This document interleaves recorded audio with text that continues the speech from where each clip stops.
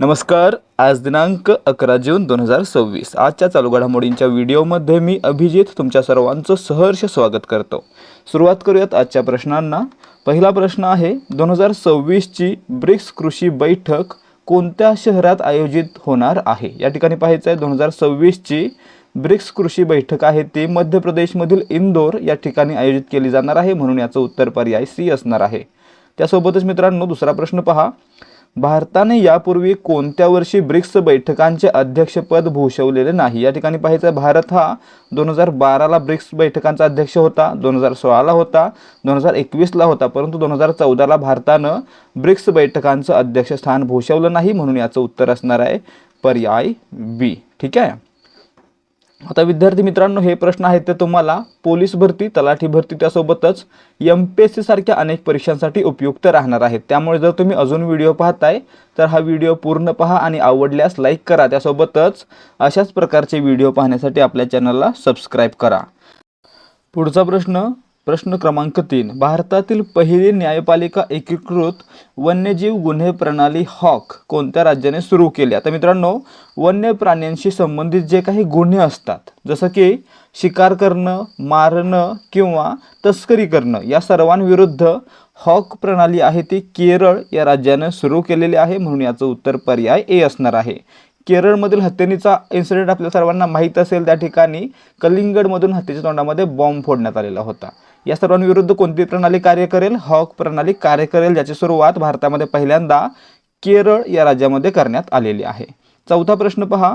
हॉक प्रणाली केरळ वन विभागाने कोणाच्या सहकार्याने विकसित केलेली आहे? या ठिकाणी पहा, हॉक प्रणाली आहे ती केरळच्या वन विभागाने WTI आणि NTT डेटा या संस्थांच्या सहकार्याने विकसित केलेले आहे. WTI म्हणजे काय?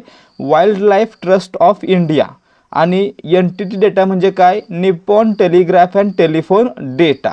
मित्रांनो, या दोन्हीच्या सहकार्यानं केरळ वन विभागानं हॉक प्रणाली विकसित केलेली आहे, म्हणून पर्याय बी या प्रश्नाचं उत्तर आहे. प्रश्न क्रमांक 5.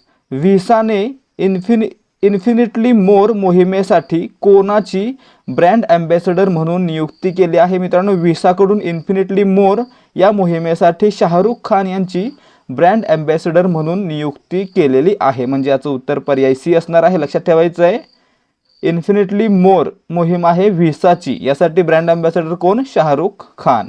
प्रश्न क्रमांक 6. उज्ज्वला योजना अंतर्गत दिली जाणारी सिलेंडर संख्या 9 ऐवजी आता किती केली जाणार आहे? मित्रांनो, उज्ज्वला योजनेअंतर्गत महिलांना 9 सिलेंडर वार्षिक दिले जात होते, आता त्याची संख्या कमी करून 4 वर आणण्यात आलेली आहे. किती? 4, म्हणून याचं उत्तर पर्याय डी असणार आहे.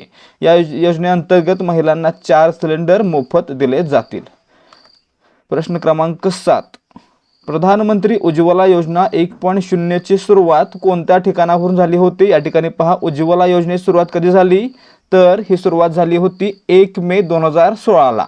आणि मित्रांनो, ही सुरुवात झाली होती उत्तर प्रदेशमधील बलिया या जिल्ह्यामधून, म्हणून याचं उत्तर असणार आहे पर्याय सी.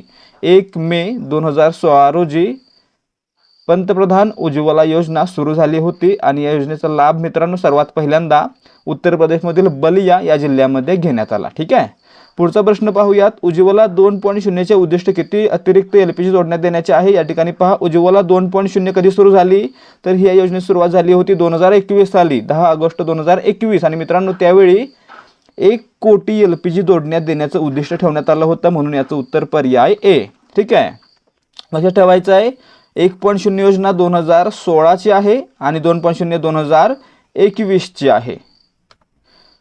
प्रश्न क्रमांक 9. संरक्षण मंत्रालयाने भारतीय नौदलासाठी किती GNSS जॅमर्स खरेदी केले आहेत? मित्रांनो, भारताच्या संरक्षण मंत्रालयानं भारतीय नौदलासाठी अकॉर्ड सॉफ्टवेअर अँड सिस्टीम्स या कंपनीकडून 20 GNSS जॅमर्स खरेदी केलेले आहेत, म्हणून याचं उत्तर पर्याय बी असणार आहे. ठीक आहे.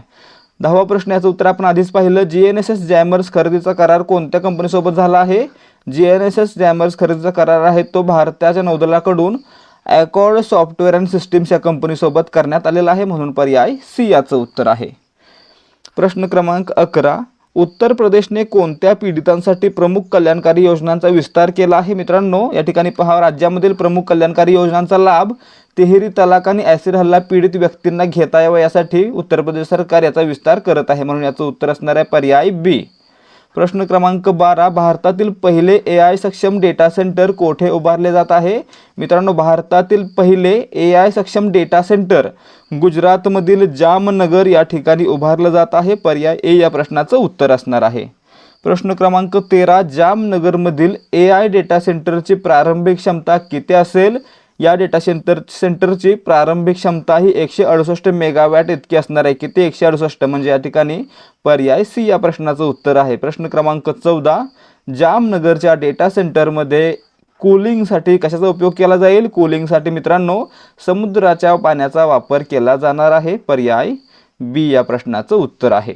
अशा प्रकारे मित्रांनो, जर तुम्हाला आणखी माहिती हवी असेल, त्यासोबतच आणखी महत्त्वाचे प्रश्न सोडवायचे असतील तर आपलं टेलिग्राम चॅनल जॉईन करा. टेलिग्राम चॅनलची लिंक डिस्क्रिप्शनमध्ये दिलेली आहे, ज्यावर आपण दररोज 50 ते 100 सराव प्रश्न टेलिग्राम क्विजच्या मार्फत देत असतो. आणि मित्रांनो, दररोज आपण वेगवेगळे प्रश्न देतो. त्यामुळे जर तुम्हाला कोणत्याही परीक्षेसाठी तयारी करायची आणि सामान्य ज्ञान विषयाच्या प्रश्नांचा सराव करायचा आहे तर आपलं टेलिग्राम चॅनल नक्की जॉईन करा. त्या ठिकाणी लिंक डिस्क्रिप्शनमध्ये दिलेली आहे. प्रश्न क्रमांक 15, नुकतेच निधन झालेले भारती राजा कोणत्या क्षेत्राशी संबंधित होते? भारती राजा मित्रांनो कोण होते? एक तमिळ भाषेतील दिग्दर्शक आणि पटकथा लेखक होते. म्हणजे काय होते? तर हे चित्रपटाशी संबंधित असणारे व्यक्तिमत्व होते, म्हणून पर्याय बी याचं उत्तर असणार आहे. भारती राजा हे चित्रपट क्षेत्राशी संबंधित होते. काय करायचे? दिग्दर्शन आणि पटकथा लेखन.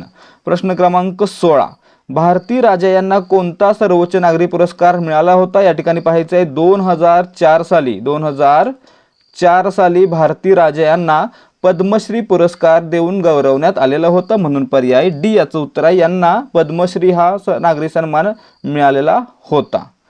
प्रश्न क्रमांक 17, विनिमय प्रणालीचे उद्घाटन कोणी केले? विनिमय प्रणालीचं उद्घाटन मित्रांनो गृहमंत्री अमित शहा यांच्या हस्ते करण्यात आलं, म्हणून पर्याय बी याचं उत्तर आहे.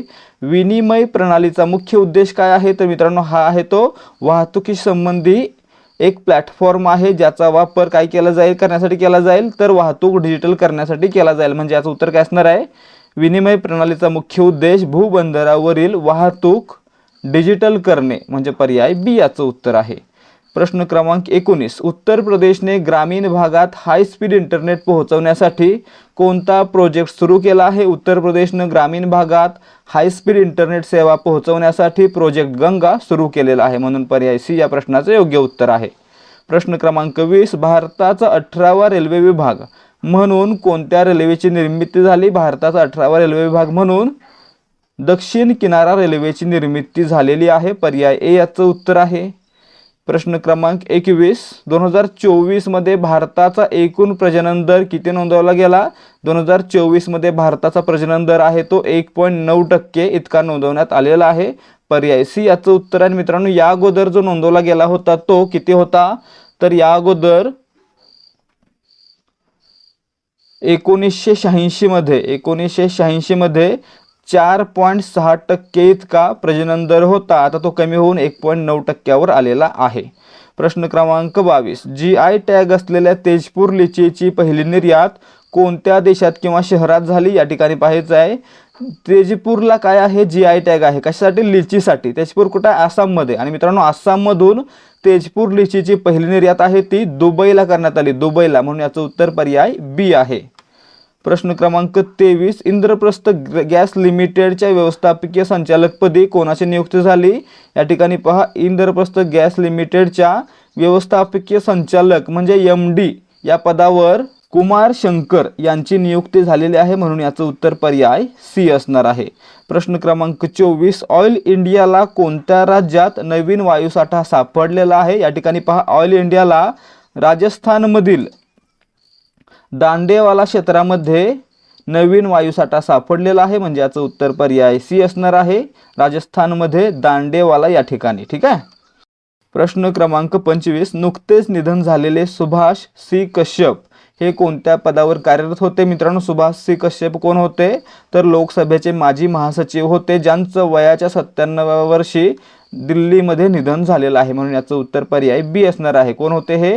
लोकसभेचे माजी महासचिव. अशा प्रकारे मित्रांनो आपले आजचे प्रश्न समाप्त होत आहेत.